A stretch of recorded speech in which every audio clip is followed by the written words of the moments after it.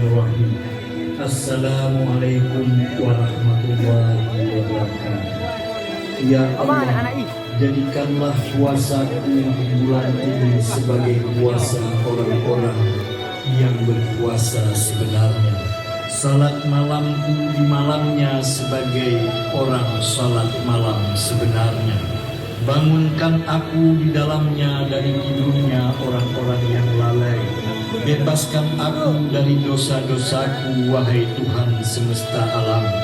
Maafkan aku, wahai yang memberi ampunan kepada orang-orang yang berbuat dosa.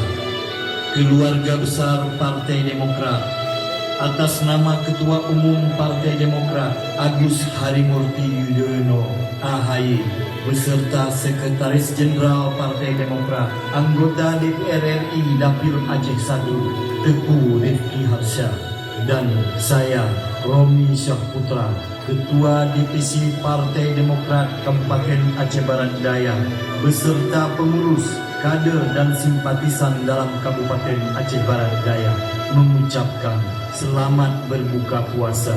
Semoga amal ibadah kita hari ini diterima di sisi Allah Subhanahu wa Ta'ala. Amin.